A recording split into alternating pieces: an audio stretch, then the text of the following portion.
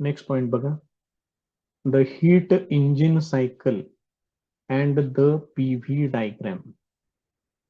इथं डायग्रॅम दाखवलेली आहे. The operating cycle begins at point A in the cycle. इथून सुरुवात आहे त्याची या पॉइंट ए पासून. The working substance that is gas absorbs heat at constant volume and no work is done by the gas or on the gas. इथं काय होते, जो वर्किंग सबस्टन्स आहे गॅस, तो काय करतो, हीट एनर्जी ऍब्सॉर्ब करतो. ही लाईन बघा, ही लाईन अशी स्ट्रेट लाईन आहे. याचा अर्थ या ठिकाणी व्हॉल्यूम कॉन्स्टंट राहते. जर व्हॉल्यूम कॉन्स्टंट असेल तर चेंज इन व्हॉल्यूम 0 असेल, त्यामुळे वर्क डन काय असेल, 0 असेल. The pressure is increased till point B is reached. Pressure वाढवलेलं आहे, या पॉइंट बी पर्यंत येईपर्यंत प्रेशर वाढवलेलं आहे. त्यामुळे त्याचं टेम्परेचर आणि इंटरनल एनर्जी वाढते. Therefore temperature and internal energy of gas increases. त्याच्या पुढे काय म्हटले बघा, the gas starts expanding by pushing piston away and its volume changes from point B to point C. आता इथून पुढं बी कडून सी कडे येणार आहे ते. मग बी कडून सी कडे इकडे खाली येत असताना इथं व्हॉल्यूम काय होते बघा, व्हॉल्यूम इकडे येतोय. याचा अर्थ व्हॉल्यूम वाढतोय, म्हणजे ते एक्सपान्शन आहे. बरोबर आहे का बघा, म्हणजे work is done by the gas. The gas starts expanding by pushing piston away and its volume changes from point B to point C. Since the gas expands its pressure is reduced. हे वरून खाली येते, म्हणजे pressure कमी होते, volume वाढतोय. The gas does work in this part of cycle. B पासून C पर्यंत हे वर्कडन कोण करते, गॅस कडून ते वर्कडन घडवून आणलं जाते. Now when point C is reached, excess heat not used in doing work by gas is rejected. ज्या वेळेला इथे येईल पॉइंट सी च्या ठिकाणी, इथून खाली येते बघा हे. मग या प्रोसेसमध्ये जी हीट एनर्जी नको आहे, ज्याचा वापर होत नाही वर्कडन मध्ये, ती हीट एनर्जी बाहेर टाकली जाते. त्यामुळे साहजिकच गॅस काय होणार, कूल डाऊन होणार. The gas cools down, its temperature decreases, its internal energy also decreases. This process is again at constant volume. He process सुद्धा आहे बघा, वरून खाली बघा सी टू डी. हे जर खाली वाढवलं तुम्ही तर व्हॉल्यूमची तुम्हाला एकच व्हॅल्यू मिळेल. याचा अर्थ ही प्रोसेस ऍट कॉन्स्टंट व्हॉल्यूम घडते. The pressure of gas is reduced up two point D. त्या गॅसचं प्रेशर कमी होईल आणि तुम्ही पॉइंट डी च्या ठिकाणी येऊन पोहोचा. The gas is now compressed. आता डी पासून ए कडे यायचं आहे. It's volume decreases and it's pressure increases. बघा काय काय होते, डी कडून ए कडे येताना तुम्हाला इकडून इकडे यावं लागेल, म्हणजे व्हॉल्यूम कमी होणार. तसंच इकडून इकडे चाललाय तुम्ही, म्हणजे प्रेशर ऍक्सिस वरती तुम्ही वरती चाललाय, म्हणजे प्रेशर इन्क्रीज होते. The change continues till point A is reached. हा चेंज कंटिन्युअस होत राहतो आणि पॉइंट ए च्या ठिकाणी येऊन ते पोहोचतं. The cycle is completed and system is ready for the next cycle. अशा पद्धतीनं ती सायकल कम्प्लीट होईल आणि सिस्टम नेक्स्ट सायकल साठी रेडी होईल. The operation of heat engine is a cyclic process. ही जी काही हीट इंजिन बद्दल आपण जे काय आता बघितलेलं आहे, ही एक सायकलिक प्रोसेस आहे. आणि डायग्राम मध्ये जी काही डायग्राम दाखवलेली आहे तीच परत परत काय होते, रिपीट होते. Hence its PV diagram is a closed loop. A पासून स्टार्ट होतं, ए बी सी डी आणि परत ए च्या ठिकाणी येऊन ते थांबतं आणि असा क्लोज्ड लूप तुम्हाला बघायला मिळतो. Area of loop represents work done during one complete cycle. आणि ह्या पूर्ण लूपचा जर तुम्ही एरिया काढलात तर तुम्हाला काय मिळेल, एका सायकल मध्ये होणारं वर्कडन तुम्हाला त्या ठिकाणी फाइंड आउट करता येईल. नेक्स्ट पॉइंट बघा, refrigerators and heat pumps. Refrigerators and heat pumps are heat engines that work in backward direction. हे रेफ्रिजरेटर आणि हीट पंप्स सुद्धा हीट इंजिन्सच आहेत, फक्त ते रिव्हर्स डिरेक्शन किंवा बॅकवर्ड डिरेक्शन मध्ये काम करतात. हीट इंजिन काय करतं, हीट एनर्जी ऍब्सॉर्ब करतं आणि वर्कडन घडवून आणतं. मग हे काय करणार, वर्कडनचं कन्व्हर्शन हीट मध्ये करून देणार. They convert mechanical work done into heat. Heat flow from a colder region to a hotter region. हे बघा कसं आहे, जनरली हीट एनर्जी कशी फ्लो होते, हायर टेम्परेचर बॉडीकडून लोअर टेम्परेचर बॉडीकडे हीट एनर्जी फ्लो होते, म्हणजेच हॉटर रिजन कडून कोल्डर रिजन कडे. पण हिता आपल्याला काय करायचं आहे, कोल्डर रिजन कडून हॉटर रिजन कडे हीट फ्लो करायचा आहे. By second law of thermodynamics, heat cannot flow from a region of lower temperature to a region of higher temperature on its own. Second law of thermodynamics तुम्हाला काय सांगतो की heat energy ही lower temperature region कडून higher temperature कडे स्वतःहून flow होणार नाही. तसा फ्लो जर तुम्हाला घडवून आणायचा असेल तर ते फोर्सफुली घडवावं लागेल. Heat can be forced to flow from a region of lower temperature to a region of higher temperature by doing work on the system. मग ज्या ठिकाणी नॉर्मल प्रोसेसच्या अपोजिट काहीतरी करायचं असेल तर तुम्हाला तिथं वर्कडन करावंच लागेल. मग इथं सुद्धा वर्कडन करायचंच आहे. रेफ्रिजरेटर्स और air conditioners and heat pumps are examples of heat engines. हे पण हीट इंजिन्सच आहेत. They transfer heat from a cold region to hot region. ते काय करतात, फक्त हीट एनर्जी कोल्ड रिजन मधली हीट एनर्जी ऍब्सॉर्ब करतात आणि ते हॉट रिजनला देतात. त्यामुळे जो पार्ट ऑलरेडी कोल्ड आहे तो अजून कोल्ड होतो. आपल्याला तेच पाहिजे. This is done by phase change of a fluid called the refrigerant. हे महत्वाचं. हे घडवून आणण्यासाठी तुम्हाला रेफ्रिजरंट लागतो, एक फ्लुइड लागतं आणि त्याचं फेज चेंज ते त्या ठिकाणी वापरावं लागतं. The refrigerant is forced to evaporate. Refrigerant त्याचं काय केलं जातं, फोर्सफुली इव्हॅपरेशन केलं जातं अँड देन कंडेन्स, आणि परत त्याचं कंडेन्सेशन केलं जातं.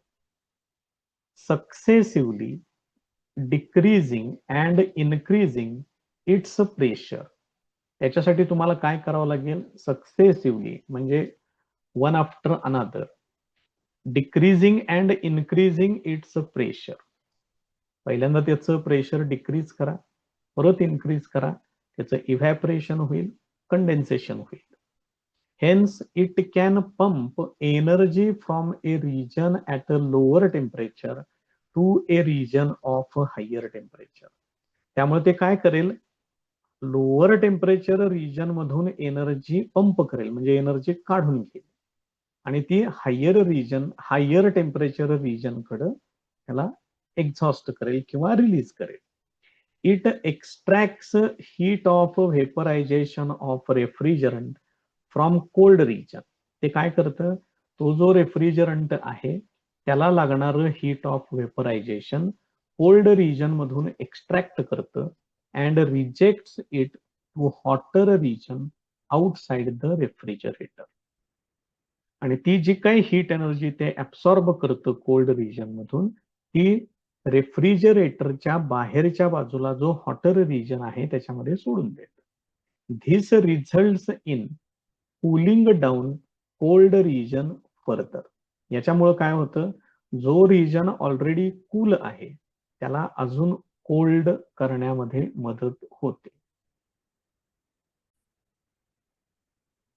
तर बघा त्याची इथं डायग्राम दाखवलेली आहे रेफ्रिजरेटरसाठी, ब्लॉक डायग्राम दाखवलेली आहे. ही जी पाईप आहे या पाईपमध्ये रेफ्रिजरंट आहे, ते फ्लुइड आहे. हा कोल्ड रिजन आहे. मग या भागातून हीट एनर्जी काढून घेतली जाते, ऍब्सॉर्ब होते आणि ती नंतर इकडं हॉट रिजन मध्ये आणून सोडली जाते. मग या भागात हीट ऍब्सॉर्ब होते, इथं हीट ऍब्सॉर्प्शन लिहिलेलं आहे. मग त्याच्यात प्रोसेस कुठल्या घडतात? एक्सपान्शन आणि फोर्स्ड व्हेपरायझेशन. इथं एक्सपान्शन होतं आणि ते जे रेफ्रिजरंट आहे त्याचं फोर्स्ड व्हेपरायझेशन होतं. म्हणजे जी काही इथं हीट एनर्जी ऍब्सॉर्ब होते ती हीट एनर्जी वापरून त्या रेफ्रिजरंटचं व्हेपरायझेशन घडवून आणलं जातं. त्याच्यानंतर ते इकडून इकडे येतं. इथं दाखवतो. ते फ्लुइड इकडे येईल वेपराइज्ड फॉर्मॅटमध्ये. आता इथं काय होणार? ते हीट एनर्जी बाहेर टाकेल. इथं हीट एनर्जी बाहेर टाकल्यानंतर इथे हीट रिजेक्शन लिहिलेलं आहे बघा. त्याचं कॉम्प्रेशन होतं. त्याचं वर्कडन घडवून आणून त्याचं कॉम्प्रेशन केलं जातं. त्याचं कॉम्प्रेशन केलं की त्याचं कंडेन्सेशन होणार. म्हणजे परत त्याचं कन्व्हर्शन लिक्विड फॉर्मॅटमध्ये होणार. बघा लक्षात येते का? फोर्स्ड कंडेन्सेशन, कॉम्प्रेशन असं त्या ठिकाणी लिहिलेलं आहे. Figure shows that heat from cold region is carried to hot region by refrigerant. It extracts heat from a cold region due to forced evaporation. हे काय करतं? कोल्ड रिजन मधून हीट एनर्जी ऍब्सॉर्ब करतं. त्याच्यासाठी काय वापरलं जातं? Forced evaporation. Hence heat of evaporation of refrigerant absorbed is rejected by compressing and condensing it into liquid at a higher temperature. मग तेच रेफ्रिजरंट हीट एनर्जी ऍब्सॉर्ब केल्यानंतर या हॉट रिजन मध्ये येणार. तिथं आल्यानंतर त्याचं कॉम्प्रेशन होतं, मग त्याचं कंडेन्सेशन होतं आणि त्यानं ऍब्सॉर्ब केलेली जी काही हीट एनर्जी आहे ती इथं बाहेर टाकली जाते. All this process is carried out by A compressor. हे महत्वाचं. ही सगळी प्रोसेस घडवून आणण्यासाठी कोण महत्वाचा आहे? त्याच्यात compressor and closed tubing such as seen at back of a household refrigerator. Compressor असतो आणि त्याच्यावरती काय असतं? पाईपचं नेटवर्क असतं. तुम्ही जर रेफ्रिजरेटरच्या मागच्या बाजूला जर बघितलं, आता बरेचसे रेफ्रिजरेटर पूर्ण पॅकच येतात पाठीमागून सुद्धा. पण जुना रेफ्रिजरेटर असेल किंवा कमी कपॅसिटीचा रेफ्रिजरेटर असेल तर त्याच्या मागच्या बाजूला हे पाइपिंग सगळं आपल्याला दिसतं. तेव्हा कॉम्प्रेसर आणि ते पाइपिंग हे सगळं महत्वाचं काम करतं त्या ठिकाणी. त्याच्या पुढे आहे रेफ्रिजरेटर. आता बघा आणखीन डिटेल काय काय दिलेलं आहे. ही झाली ब्लॉक डायग्राम फक्त. आता डिटेलमध्ये जाऊया. Refrigeration is a process of cooling a space or a substance of a system and or to maintain its temperature below its ambient temperature. Refrigeration काय आहे? ही एक प्रोसेस आहे. त्याच्यामध्ये आपण काय करतो? एका जागेचं किंवा एखाद्या वस्तूचं कूलिंग घडवून आणतो आणि त्याचं जे काही टेम्परेचर आहे ते नॉर्मल टेम्परेचरपेक्षा किंवा सराउंडिंगच्या टेम्परेचरपेक्षा कमी ठेवण्याचा प्रयत्न करतो. दस रेफ्रिजरेशन इज आर्टिफिशियल कूलिंग. माहिती असू दे. रेफ्रिजरेशन हे कृत्रिमरित्या घडवून आणलेलं कूलिंग आहे.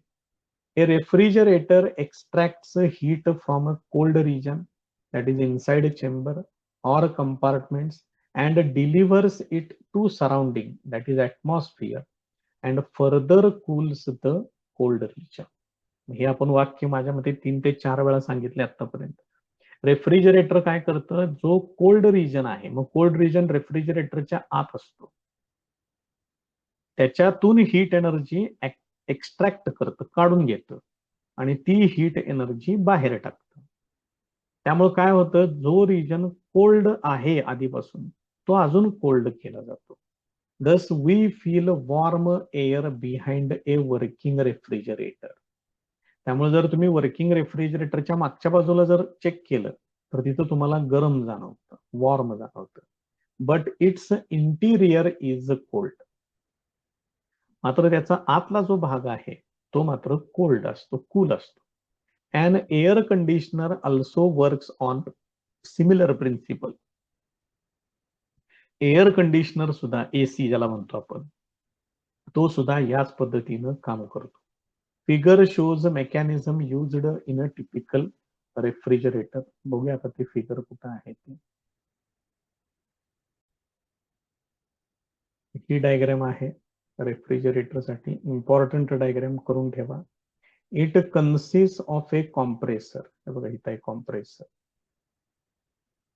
And expansion valve. इथं आहे expansion valve. And a closed tube which carries a refrigerant. हे बघा ही क्लोज्ड ट्यूब आहे. ट्यूबच दिसतात जास्त त्याच्यामध्ये. त्याच्यामध्ये रेफ्रिजरंट आहे. याच्यामध्ये इथं लिहिलेलं आहे रेफ्रिजरंट. मग इकडला जो भाग आहे या भागातला हा हॉट रिजन आहे, कंडेन्सर आहे इथं. आणि हा जो पार्ट आहे इनसाइड रेफ्रिजरेटर तो कूलर रिजन आहे, तिथं इव्हॅपोरेशन आहे. शिवाय इथं लो प्रेशर मेंटेन केलं जाते. कॉम्प्रेसर आहे, कॉम्प्रेसरचा वापर करून हाय प्रेशर क्रिएट केलं जातं. ही सगळी प्रोसेस आहे. आणि ह्याचं हे जे काही फ्लो होतो याच्यातून रेफ्रिजरंट तो असा इकडून इकडं अँटी क्लॉकवाईज डिरेक्शन मध्ये फ्लो होतो. Part of tube cooling coil is in a region which is to be cooled at a lower temperature and lower pressure. इकडल्या बाजूला टेम्परेचर कमी आहे, या बाजूला इनसाइड रेफ्रिजरेटर म्हटलंय तिथं टेम्परेचर कमी, प्रेशर कमी. Other part exposed to surrounding atmosphere is at a higher temperature and higher pressure. हा जो बाहेरचा जो भाग आहे इकडला हॉट रिजन, इथं प्रेशर हायर आहे, शिवाय हॉट रिजन आहे, त्यामुळे टेम्परेचर हायर आहे. A fluid such as fluorinated hydrocarbons is used as a refrigerant. तुम्हाला माहिती आहे ते त्याचं नाव फ्रेयॉन, डायक्लोरोमिथेन असं काहीतरी होतं बघा, ते CCl2F2. त्याला आपण रेफ्रिजरंट म्हणून वापरलेलं होतं, तेच इथं वापरलेलं आहे असं सांगितलंय. त्याच्या पुढं आता दुसरी डायग्राम त्याच्यातली बघूया. Normally cold and hot part of coil contain refrigerant as a mixture of liquid and vapor phase in equilibrium. ह्या ज्या काही कॉइल्स दाखवलेल्या आहेत या डायग्राम मध्ये, त्याच्यामध्ये काय असतं, कोल्ड आणि हॉट पार्ट. हा बाहेरचा जो आहे तो हॉट रिजन आहे, आतला जो आहे तो कोल्ड रिजन आहे. याच्यामध्ये लिक्विड आणि व्हेपर फेज यांचं मिक्सचर असतं. आता याचं एनर्जी फ्लो डायग्राम तिने दाखवलेली आहे, ती इथं आहे. Figure B shows energy flow diagram of a refrigerator. The heat extracted from cold reservoir is supplemented by a mechanical work done on a refrigerant by compressor and total energy is rejected at a hot reservoir. काय काय होते बघा, cold reservoir मधून heat energy काढून घेतली जाते, इथं लिहिलेलं आहे QC. त्याला कॉम्प्रेस करतात, म्हणजे त्याच्यावरती वर्कडन केलं जातं. ठीक आहे. आणि हे दोन्ही मिळून इथं काय केलं जातं, हॉट रिझर्वायरला दिलं जातं. कोल्ड रिझर्वायरचं टेम्परेचर TC, हॉट रिझर्वायरचं temperature TH. The refrigerant goes through following steps in one complete cycle. हे लक्षात ठेवा जरा, अजूनपर्यंत एवढ्या डिटेलमध्ये कधी विचारलेलं नाही आहे, पण काय सांगता येत नाही, काही विचारू शकतात ते. The refrigerant goes through following steps in one complete cycle of refrigeration. One complete cycle of refrigeration मध्ये काय काय असते. Step 1, fluid passes through a nozzle, expands into low pressure area. The fluid turns into a gas and cools down. That is an adiabatic expansion. आपण त्या रेफ्रिजरेटरची diagram बरोबर घेऊया. परत एकदा फर्स्ट स्टेप बघा. Fluid passes through a nozzle, expands into low pressure area. The fluid turns into a gas and cools down. That is an adiabatic expansion. ज्या अर्थी हे लो प्रेशर एरिया सांगितलेलं आहे, त्या अर्थी हा सेक्शन इथं आतल्या बाजूचा आहे. या ठिकाणी फ्लुइड या नोझल मधून पास होतं. लो प्रेशर एरियामध्ये त्याचं एक्सपान्शन होतं.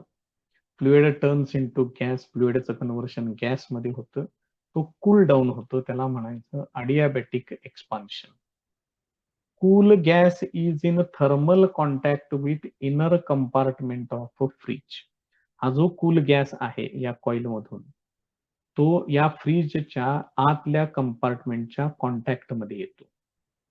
It heats up as heat is transferred to it from contents of the fridge. त्या फ्रीजमध्ये ज्या काही वस्तू ठेवलेल्या असतात त्यांच्यातून ते हीट एनर्जी काय करतं, ऍब्सॉर्ब करतं. This takes place at constant pressure, that is an isobaric expansion. हे सगळी प्रोसेस कॉन्स्टंट प्रेशरला घडते, त्यामुळे ते आयसोबॅरिक किंवा आयसोबारिक काय म्हणायचं ते म्हणा, एक्सपान्शन त्या ठिकाणी घडवून आणतं. तर इथून बाहेर पडूया. Step 3, the gas is transferred to a compressor. इथून तो गॅस या कॉम्प्रेसर कडे येतो. Which does most of work in this process. हा कॉम्प्रेसरच मॅक्सिमम वर्कडन करतो. हिट्स इट, वर्कडन केल्यामुळे ते हिट होतं and turns it back to a liquid. आणि त्याचं कन्व्हर्शन परत लिक्विड मध्ये होतं. याला अडियाबॅटिक कॉम्प्रेशन असं म्हणतात. ते इथं होतं. त्याच्या पुढे जाऊया आता. Hot liquid passes through coils on outside of fridge. हे जे हॉट लिक्विड आहे ते इकडून बाहेर पडेल. इथं कॉइल्स आहेत फ्रीजच्या आउटसाइडला, त्याच्यातून ते पास होतं.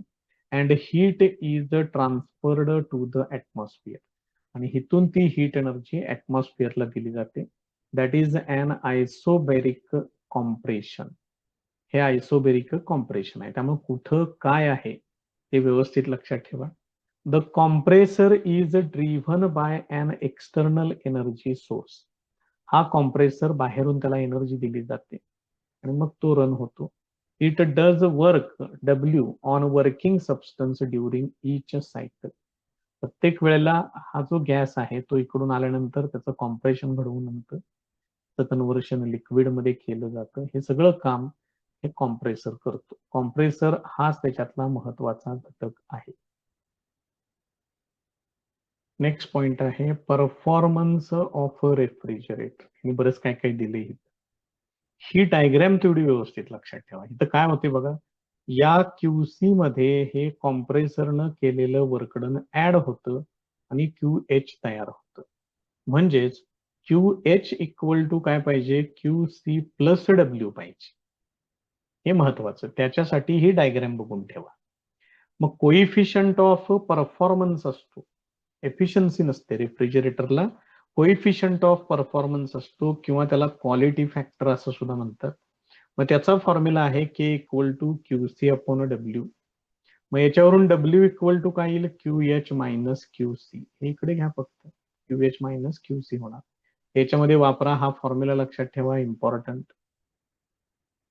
K is called as quality factor or Q value of a refrigerator. Q म्हणजे quality.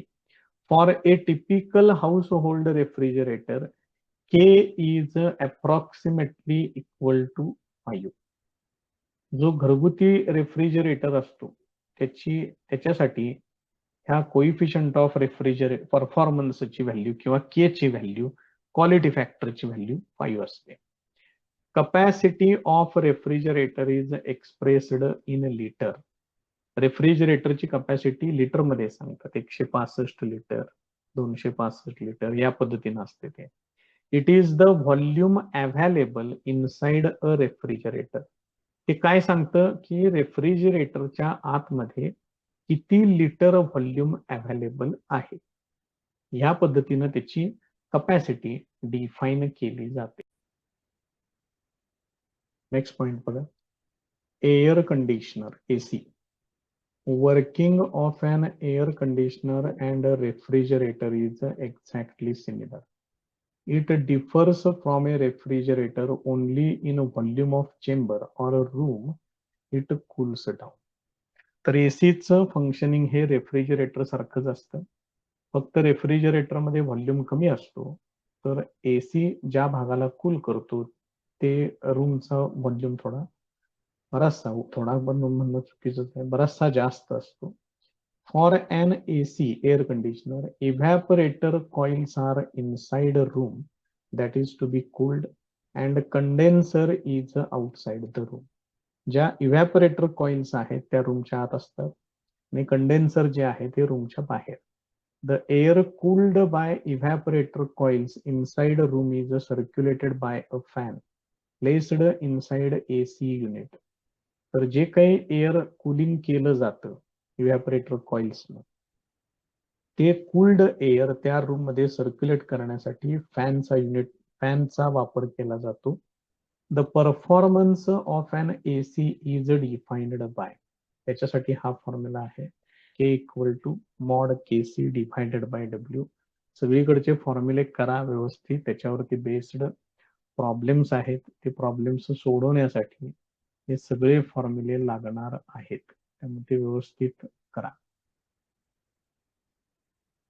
तर हे जे रेट ऑफ हीट रिमूव्ड काय घेतले बघा, इक्वल टू हीट करंट, आणि त्याचा फॉर्म्युला असा घेतलेला आहे, करंट म्हणजे चार्ज डिव्हायडेड बाय टाइम, म्हणून QC अपॉन टी घेतलेला आहे.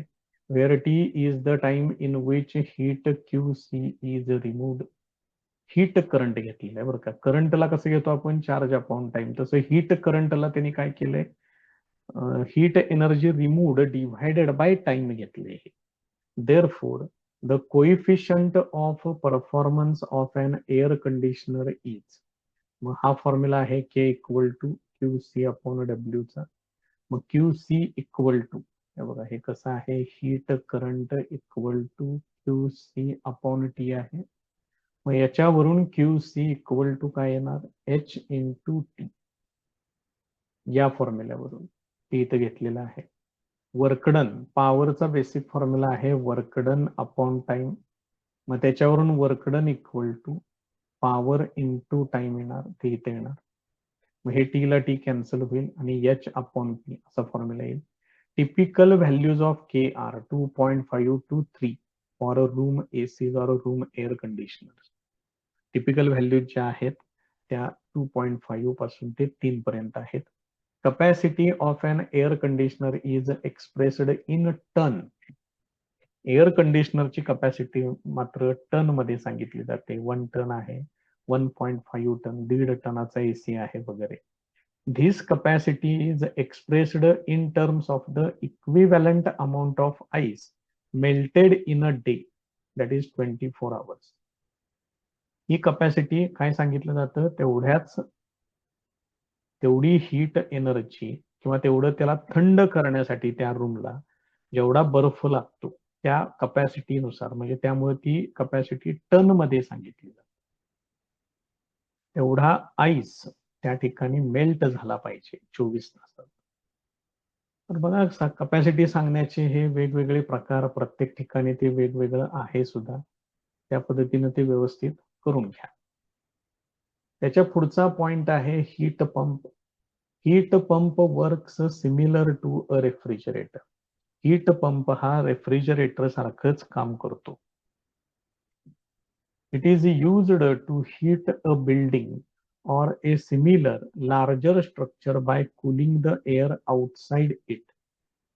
बघा त्याला काय करायचंय, बिल्डिंग किंवा सिमिलर स्ट्रक्चरला, building or similar larger structure त्याला हीट करायचं आहे by cooling the air outside it, आणि बाहेरचं जे एअर आहे त्याचं कूलिंग करायचं आहे. So a heat pump works like a refrigerator operating inside out. म्हणजे रेफ्रिजरेटर जसा वर्क करतो त्याच्याबरोबर अपोजिट काम करते हे. बघा लक्षात येते का, रेफ्रिजरेटर मध्ये आतला जो पार्ट आहे त्याचं कूलिंग होतं, बाहेर हीट एनर्जी टाकली जाते. तर इथं काय केलं जातं, आतला जो पार्ट असेल त्याला हीट करायचंय. बघा लक्षात येते का, आणि बाहेरच्या भागामधून एनर्जी घेऊन ती आत द्यायची आहे, म्हणजे बाहेरचा भाग काय होईल, कूलिंग होईल त्या ठिकाणी. The evaporator coils are outside and absorb heat from cold air from outside. Evaporator coils ज्या आहेत त्या बाहेरच्या भागात आहेत. They absorb heat from cold air from outside. The condenser coils are inside the building. Condenser coils आत असतात. They release absorbed heat to air inside and warms the building. ते काय करतात, ती हीट एनर्जी जी ऍब्सॉर्ब केलेली आहे ती आत बिल्डिंगच्या आत सोडतात आणि त्यामुळे बिल्डिंग काय होते, गरम होते, हिटेड होते, त्याचं टेम्परेचर वाढतं. Heat flow from a hot object to a cold object is a spontaneous process. हे काय माहिती आहे, हायर टेम्परेचर ऑब्जेक्ट कडून लोअर टेम्परेचर ऑब्जेक्ट कडे हीट एनर्जी फ्लो होते आणि ही स्पॉन्टेनियस प्रोसेस आहे. Whereas work is always required for transfer of heat from colder object to a hotter object. मात्र हेच जर अपोजिट करायचं असेल तर मग मात्र तिथं वर्क डन करावं लागेल. हे सांगितलंय आपण आधी पण.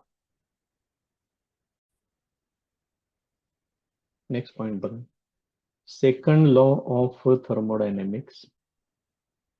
त्याच्यामध्ये पॉइंट घेतलेला आहे त्यांनी, limitations of first law of thermodynamics. मग फर्स्ट लॉ ऑफ थर्मोडायनेमिक्स मध्ये काय ड्रॉबॅक्स आहेत, काय लिमिटेशन्स आहेत ते बघूया पहिल्यांदा. It does not tell us whether any particular process can actually occur. एखादी पर्टिक्युलर प्रोसेस नक्की घडेल किंवा नाही त्याच्याबद्दल ते काही सांगत नाही. It does not predict whether heat can flow from lower temperature to higher temperature or vice versa. Heat energy lower temperature कडून हायर टेम्परेचर कडे फ्लो होऊ शकते का, त्याच्या अपोजिट फ्लो होऊ शकते का, ह्याच्याबद्दल ते काही सांगत नाही. According to first law, all of heat available can be converted into work and vice versa. That is 100% of heat energy available, it can be converted into work and vice versa, असं first law सांगते. but practically this is not possible. पण practically हे शक्य नाही. आता पुढे बघूया आता त्यांनी काय सांगितले बाकीच आणखीन. प्रॅक्टिकली का शक्य नाही आहे त्याचं थोडक्यात किरकोळ एक्सप्लेनेशन दिलेलं आहे. It is impossible to build a heat engine that has 100% efficient. असं हीट इंजिन अजूनपर्यंत तयार करता आलेलं नाहीये की ज्याला 100% एफिशियन्सी आहे.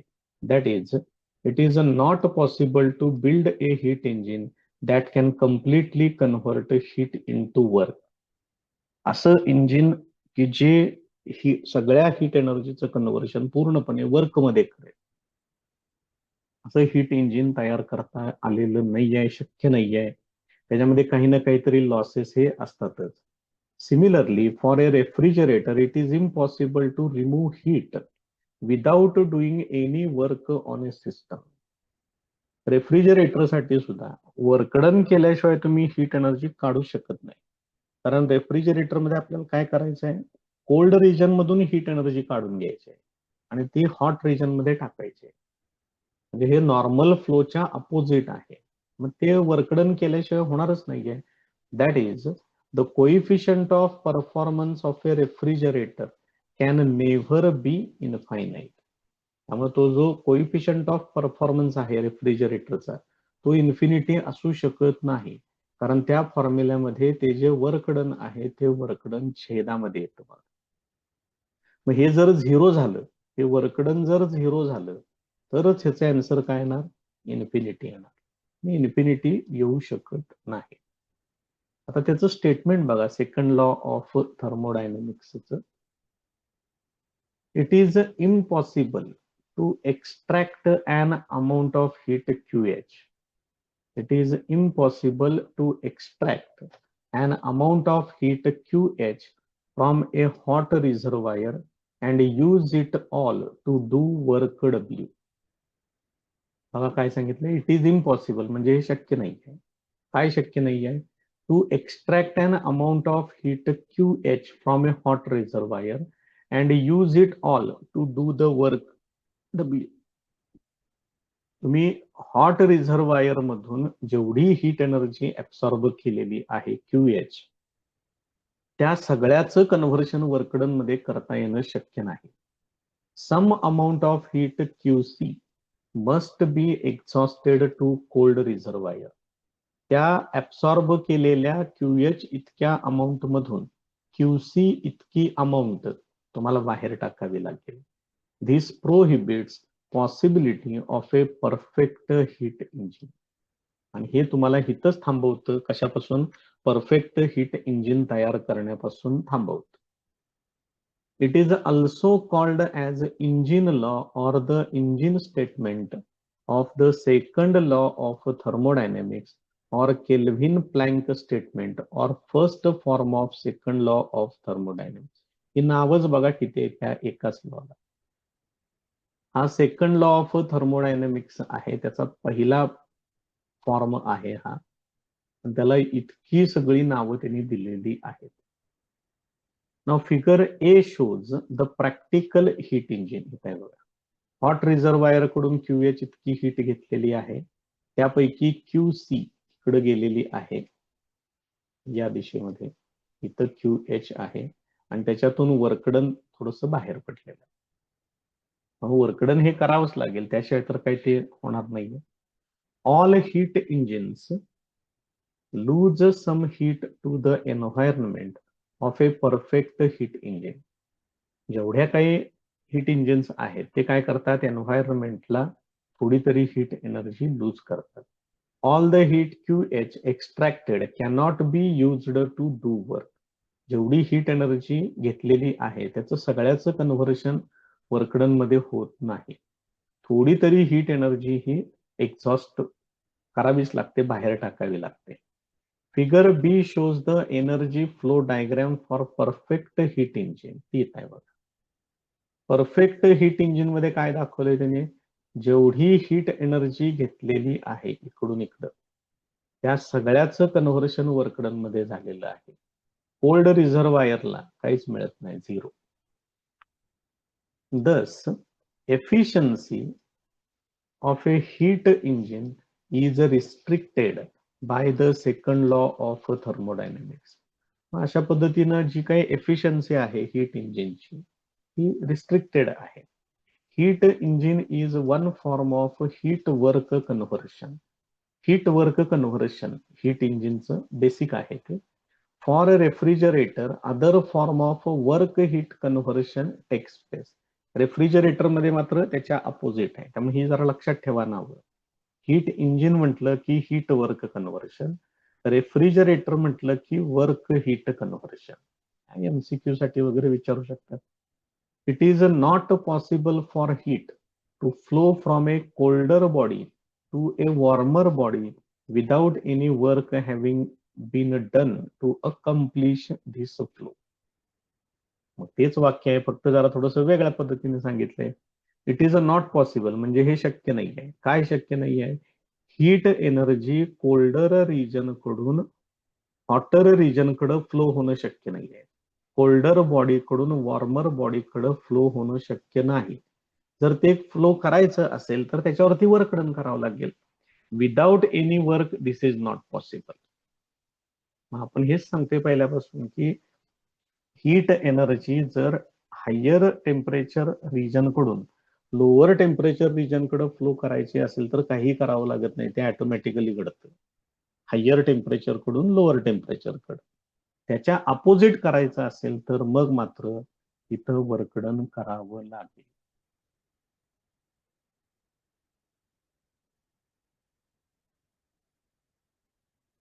Now this also rules out possibility of a perfect refrigerator. हे ह्याच्यावरून परफेक्ट रेफ्रिजरेटर सुद्धा असू शकत नाही. This is the second form of Clausius statement of the second law of thermodynamics, also called as a refrigerator law or a refrigerator statement of the second law of thermodynamics. ही नावच बघा प्रत्येक ठिकाणी हित आहे. मगाशी आपण बघितलं होतं ते आहेत. मगाची नाव कुठे गेली ती हित आहेत बघा. हे इंजिन लॉ, हे इंजिन स्टेटमेंट आहे. आत्ताच जे तुम्ही बघताय ते रेफ्रिजरेटर लॉ आहे, रेफ्रिजरेटर स्टेटमेंट आहे. सेकंड लॉ ऑफ थर्मोडायनेमिक्सच आहे हा. त्यामुळे त्याची नावं जरा बघून ठेवा, प्रत्येक काय काय दिलेले आहेत ते. Figure A shows practical refrigerator. It requires work W to be done to extract heat QH from a cold reservoir and reject it to a hot reservoir. हे बघा, ही पहिली डायग्राम. इथं काय केलेलं आहे, इथून QC एवढी हीट एनर्जी घेतली कोल्ड रिझर्वायर मधून, त्याच्यावर वर्कडन केलं आणि ह्या दोघांची बेरीज म्हणून ही total heat energy hot reservoir कडे देऊन टाकलेली आहे. हे जर आयडियल असेल, आयडियलला काय झालं पाहिजे, without any work done direct heat energy इकडून इकडे गेली पाहिजे. ते शक्य नाहीये. Figure B shows ideal refrigerator. हे आयडियल आहे, हे प्रॅक्टिकल आहे. Thus, spontaneous flow of heat from an object at cold temperature is not possible. जो ऑब्जेक्ट कमी टेम्परेचरला आहे, कोल्ड रिजन आहे, तिथून हीट एनर्जी स्पॉन्टेनियसली फ्लो होणं हे शक्य नाहीये. Work is required to transfer net energy from a cold object to a hot object. Cold object कडून हॉट ऑब्जेक्ट कडे हीट एनर्जी ट्रान्सफर करण्यासाठी तुम्हाला वर्कडन हे करावंच लागेल, त्याशिवाय काही ते शक्य नाही. नेक्स्ट पॉइंट आहे Carnot cycle and Carnot engine. Carnot proposed a hypothetical ideal engine having maximum efficiency. जो सायंटिस्ट आहे कार्नॉट नावाचा, त्यानं हे हायपोथेटिकल म्हणजे गृहीत धरायचं आहे, प्रॅक्टिकली नाही आहे ते, आयडियल इंजिन आहे हॅव्हिंग मॅक्सिमम एफिशियन्सी. हे त्याच्यासाठी ही डायग्राम आहे. There are basically two processes, एकूण दोन प्रोसेसेस आहेत. First, exchange of heat, steps A to B and C to D. बघा इथं येते A to B आहे ते इकडं आहे आणि C to D ते इकडून इकडं आहे. हे इकडून इकडं खाली येते, हे इकडून इकडं वरती जाते, असं येते. Here heat exchange must be isothermal. Temperature constant पाहिजे या प्रोसेसेसला. This is possible if working substance is at a temperature TH of source while absorbing heat and at a temperature of cold reservoir TC while rejecting heat. म्हणजे ज्यावेळेला heat absorb करायची आहे त्यावेळेला temperature working सबस्टन्सचं TH पाहिजे and at a temperature cold reservoir TC while rejecting heat. ज्यावेळेला तो working substance heat reject करणार आहे त्यावेळेला त्याचं टेम्परेचर किती पाहिजे, TC पाहिजे. अशा दोन आयसोथर्मल प्रोसेसेस सांगितलेले आहेत. ए कडून बी कडे येताना ते आयसोथर्मल एक्सपान्शन आहे, तिथे हीट ऍब्सॉर्ब होणार. आणि सी कडून डी कडे जाताना ते आयसोथर्मल कॉम्प्रेशन आहे, तिथे हीट एनर्जी बाहेर टाकली जाणार. डायग्राम व्यवस्थित बघून घ्या. त्याच्या पुढे work done, steps B to C and D to A. आणि हे काय होतं, पहिलं एक्सचेंज ऑफ हीट, हे एक्सचेंज ऑफ हीट झालं. आता वर्कडन कुठं आहे हे दोन स्टेप्स बघूया आपण. काय सांगितले बघा, स्टेप्स B to C. काय बघा, B कडून C कडं. इथं व्हॉल्यूम वाढतोय याचा अर्थ हे एक्सपान्शन आहे. आणि D to A, डी कडून ए कडे जायचंय. मग इकडून बघा बरं, तुम्ही इकडून इकडं चाललाय तुम्ही, याचा अर्थ हे एक्सपान्शन नको, इथं इथं कॉम्प्रेशन पाहिजे, adiabatic compression. Here the process should be adiabatic. ह्या दोन्ही प्रोसेसेस adiabatic पाहिजे. याचा अर्थ या दोन प्रोसेसेस मध्ये म्हणजे B to C आणि D to A मध्ये कोणत्याही प्रकारे हीट एनर्जी एक्सचेंज नको आहे. Thus cycle includes two isothermal and two adiabatic processes for maximum efficiency. या पद्धतीनं याच्यामध्ये मॅक्सिमम एफिशियन्सी साठी दोन आयसोथर्मल त्या इथं आहेत आणि दोन अडियाबॅटिक प्रोसेसेस आहेत. The efficiency of a Carnot cycle or Carnot engine is given by, ही त्याची एफिशियन्सी आहे. एफिशियन्सी इक्वल टू झालेला आहे फॉर्म्युला आपला पहिल्यांदाच, work done divided by Q H. Work done म्हणजेच Q H minus Q C लिहिलेलं होतं, त्याला क्यू एच न सेपरेट डिवाइड केलं की हे असं येते. हा फॉर्म्युला आपण आधीच घेतलेला आहे, फक्त त्याच्यात आता बदल असा केलेला आहे, क्यू सी आणि क्यू एच च्या ऐवजी त्यांचे टेम्परेचर्स घेतलेले आहेत. Thus, for maximum efficiency, TH should be as high as possible and TC should be as low as possible. त्यामुळे या फॉर्म्युल्यामध्ये तुम्हाला मॅक्सिमम एफिशियन्सी मिळवण्यासाठी TH जास्तीत जास्त ठेवा, TC कमीत कमी ठेवा. त्यामुळे हा रेशो एकदम कमी येईल आणि 1 मधून मायनस होणारी व्हॅल्यू अतिशय कमी राहील. त्यामुळे अप्रॉक्सिमेटली एफिशियन्सी किती आली पाहिजे, 1 आली पाहिजे, म्हणजे त्याचं पर्सेंटेज मध्ये कन्व्हर्शन होईल, 100% एफिशियन्सी तुम्हाला मिळेल. फॉर ए कार्नॉट इंजिन काय काय सांगितलेलं आहे बघा, बघितलेलं आहे सगळं, फक्त थोडक्यात एकत्र केलेलं आहे. It is an hypothetical concept. Every process must be isothermal or adiabatic. आपण ते डायग्राम मध्ये बघितले, 2 आयसोथर्मल आहेत, 2 अडियाबॅटिक आहेत. Thermodynamic equilibrium should be maintained throughout cycle so that it is reversible. प्रत्येक स्टेपला थर्मोडायनेमिक इक्विलिब्रियम मेंटेन करा, त्यामुळे ती रिव्हर्सिबल प्रोसेस राहील, मॅक्सिमम एफिशियन्सी मिळेल. The efficiency of Carnot engine can never be 100% unless TC equal to 0. Cold रिझर्वायरचं temperature 0 ठेवल्याशिवाय तुम्हाला 100% एफिशियन्सी मिळणार नाही. TC जर 0 ठेवलं तर ही व्हॅल्यू 0 होईल फॉर्म्युल्यामध्ये, त्यामुळे 1 मायनस 0 होणार म्हणजेच 1 येणार, म्हणजे 100% एफिशियन्सी तुम्हाला मिळेल त्या ठिकाणी. त्याच्यानंतर आहे कार्नॉट रेफ्रिजरेटर. याचे सुद्धा आपण फॉर्म्युले बऱ्यापैकी बघितलेले आहेत. रेफ्रिजरेटर बद्दल तर माहितीच आहे. A refrigerator is a heat engine operated in reverse direction. Carnot engine operated in reverse direction works as a Carnot refrigerator. इंजिनचं ऑपरेशन रिव्हर्स केलं की रेफ्रिजरेटर तयार होतो, तसं कार्नॉट इंजिनचं ऑपरेशन रिव्हर्स केलं की कार्नॉट रेफ्रिजरेटर मिळेल. युझिंग द इक्वेशन, हा फॉर्म्युला आपण तयार केलेला आहे ऑलरेडी कोइफिशियंट ऑफ परफॉर्मन्स साठी, त्याचा हा फॉर्म्युला आपण तो पण तयार केलेला आहे. बघा लक्षात येते का, फक्त इथं QC अपॉन QH च्या ऐवजी TC अपॉन TH जर वापरलं तर हा नवीन फॉर्म्युला असा असेल, TC divided by TH minus TC. That is the coefficient of performance of ideal refrigerator, that is Carnot refrigerator. It depends on only temperature difference of hot and cold reservoir. काय याच्यामध्ये TH minus TC यांच्या temperature difference वरती ह्या K ची value, coefficient of performance ची value अवलंबून राहील. When temperature difference is very small, coefficient is very large. हा छेद जितका कमी असेल तेवढी याची व्हॅल्यू जास्त असेल.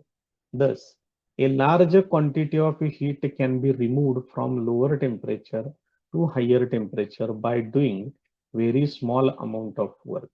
त्याच्यामुळे आणखीन काय होतं, तर अतिशय कमी वर्कडन करून तुम्ही जास्तीत जास्त त्याच्यातून हीट एनर्जी रिमूव्ह करू शकताय. हा एक त्याचा फायदा असतो. त्यामुळे हा टेम्परेचर डिफरन्स कमीत कमी ठेवा. The coefficient is very small when temperature difference is large. आताच आपण फॉर्म्युला बघितला तो K equal to TC upon TH minus TC. हा जर डिफरन्स लार्ज असेल म्हणजे याचा डिनॉमिनेटर जर जास्त असेल तर ही व्हॅल्यू कमी होणार. याचा अर्थ काय होतोय, thus a small quantity of heat will be removed even when large amount of work is done. म्हणजे बरचसं वर्कडन करून सुद्धा फार कमी हीट एनर्जी रिमूव्ह होईल. साहजिकच त्याचं जे काही कोइफिशियंट आहे तो डिक्रीज होणार, ते जास्त चांगल्या प्रकारे वर्क करणार नाही. Second law of thermodynamics and Carnot cycle. आता सेकंड लॉ ऑफ थर्मोडायनेमिक्स आणि कार्नॉट सायकल यांना रिलेट केलेलं आहे. Carnot engine is most efficient heat engine. Also, all Carnot engines operating between same two temperatures have same efficiency irrespective of nature of working substance.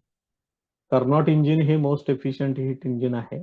त्यानंतर तुम्ही कुठलीही कार्नॉट engines घ्या, त्याच्यामधलं working substance काहीही असू दे, म्हणजे ते पेट्रोल असेल, डिझेल असेल, स्टीम असेल, ते काही वापरा, त्याच्याशी काही संबंध नाहीये. त्यांची जी ऑपरेटिंग टेम्परेचर्स आहेत ती सेम पाहिजेत. म्हणजे त्याचं TH TC हे जर सेम असेल तर कार्नॉट इंजिनची जी काही एफिशियन्सी मिळते ती सेम मिळणार तुम्हाला. कारण त्याच्या फॉर्म्युल्यामध्ये TH आणि TC हेच वापरावे लागतात. त्यामुळे हे दोन टेम्परेचर्स जर तुम्ही कॉन्स्टंट ठेवली कुठल्याही इंजिन मध्ये तर त्या सगळ्या इंजिन्सची एफिशियन्सी सेम मिळेल तुम्हाला. Consider the following statements.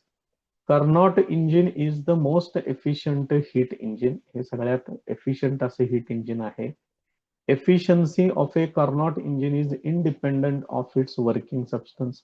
त्याच्यात तुम्ही काय वापरताय, petrol, diesel, steam, that is not important. त्याची एफिशियन्सी त्याच्यावर अवलंबून राहत नाही.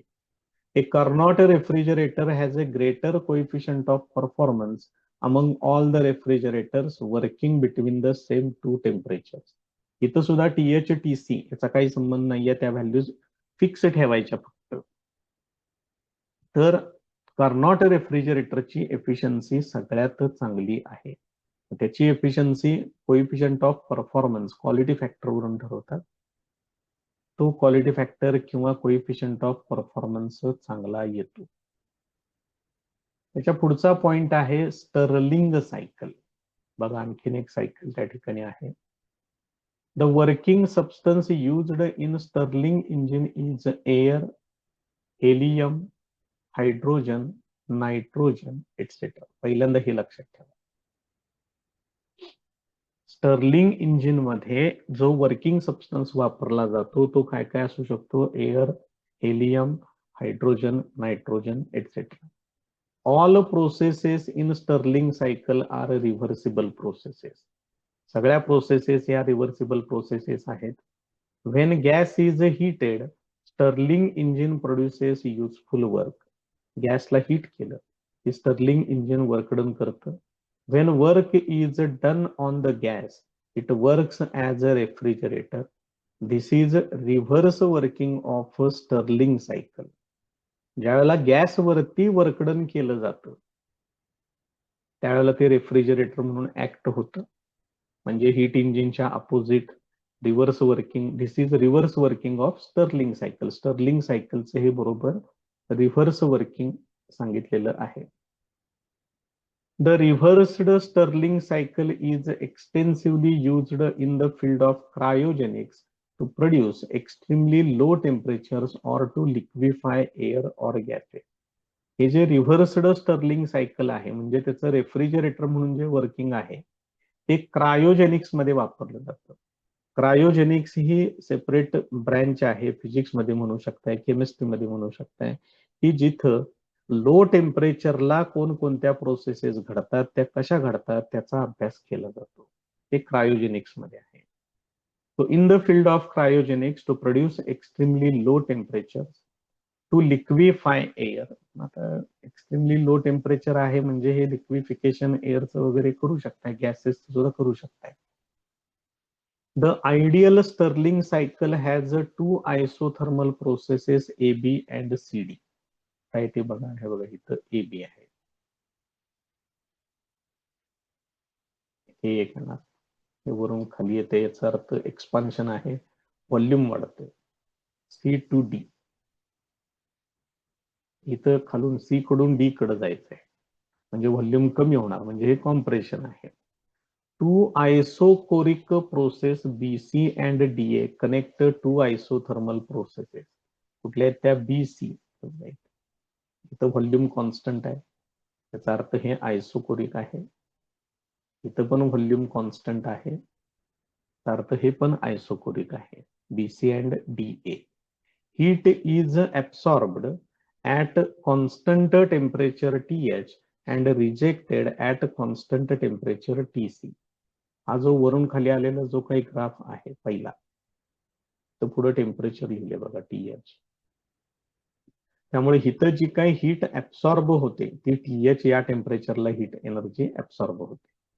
हा जो दुसरा ग्राफ आहे इथं टेम्परेचर दिलेलं आहे TC.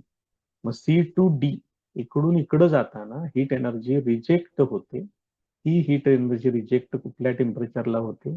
TC या टेम्परेचरला होते. The 4 processes in a Stirling cycle are given below. याच्यातल्या ह्या ज्या काही 4 स्टेप्स आहेत, प्रोसेसेस आहेत, त्या बघूयात आपण. पहिला आहे आयसोथर्मल एक्सपान्शन AB. A कडून B कडे जाताना हे आहे बघा, A to B कडून इकडे यायचं आहे, एक्सपान्शन होते याच्यात, आणि ते आयसोथर्मल आहे म्हणजे टेम्परेचर कॉन्स्टंट ठेवायचं आहे. The gas is heated by supplying heat QH at constant temperature TH. त्या गॅसला हीट करण्यासाठी जी हीट एनर्जी लागते QH ती त्याला सप्लाय केली जाते, आणि हीट एनर्जी TH या टेम्परेचरला सप्लाय करायची आहे. Useful work is done bye gas in this part of cycle. या भागामध्ये गॅस कडून वर्क डन होत. Work is done by the gas. पुढची स्टेप आहे आयसोकोरिक प्रोसेस BC. ते येत आहे B कडून C कडे या पद्धतीने. इथं काय सांगितले बघा, part of heat absorbed QH by gas in previous part of cycle is released by gas to the refrigerator. जी काही हीट एनर्जी ऍब्सॉर्ब झाली या भागामध्ये ती हीट एनर्जी या ठिकाणी बाहेर टाकली जाते. It is released by gas to refrigerator. ही हीट एनर्जी या भागामध्ये बाहेर टाकली जाते. This heat Q is used in next part of the cycle. हीच हीट एनर्जी नेक्स्ट पार्ट मध्ये यूज केली जाते. The gas cools down to temperature TC. बघा, इथं होतं ते इथं आलं, याचा अर्थ TH टेम्परेचर होतं त्याचं TC झालं. मग एवढं टेम्परेचर कमी करण्यासाठी हीट एनर्जी बाहेर टाकली गेली पाहिजे. तीच हीट एनर्जी इथं बाहेर टाकली जाते. त्याच्यानंतर आहे आयसोथर्मल कॉम्प्रेशन CD. आता C कडून D कडे यायचं इकडं वरती. मग याच्यामध्ये व्हॉल्यूम डिक्रीज होतो म्हणजे कॉम्प्रेशन होणार. Heat generated in this part of cycle QH is rejected to coolant, that is sink. The temperature of gas is maintained at TC during this process. मग इथं कॉम्प्रेशन होतं आणि हीट एनर्जी काय केली जाते? बाहेर टाकली जाते. बघा, लक्षात येते का? फक्त ही हीट एनर्जी बाहेर टाकताना बघा ग्राफ असा आहे, आणि या लाईन वरती टेम्परेचर किती आहे? TC. ही सगळी प्रोसेस TC या पर्टिक्युलर टेम्परेचरला होती.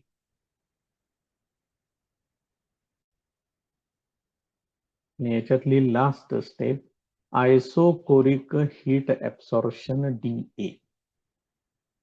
D पासून A पर्यंत इकडे येते. D कडून A कडे जायचं. मग इथं व्हॉल्यूम कॉन्स्टंट आहे त्यामुळे आयसोकोरिक आहे. या भागामध्ये हीट एनर्जी ऍब्सॉर्ब होणार. बघा काय काय सांगितलंय. The compressed gas absorbs heat Q during this process. Its temperature is increased to TH. त्याने हीट एनर्जी ऍब्सॉर्ब केली की त्याचं टेम्परेचर वाढणार. ते D म्हणजे कुठलं टेम्परेचर आहे? TC. ते कुठं जातं? इथं A ला जातं. A ला टेम्परेचर कुठलं आहे? TH. त्या लाईन्स कडे लक्ष ठेवा म्हणजे बरंच सोपं जाईल. The cycle repeats when the process reaches point A. एकदा इथं पॉइंट A च्या ठिकाणी आले की परत पुढची स्टेप सुरू होणार आणि तीच सायकल परत परत रिपीट होत राहते.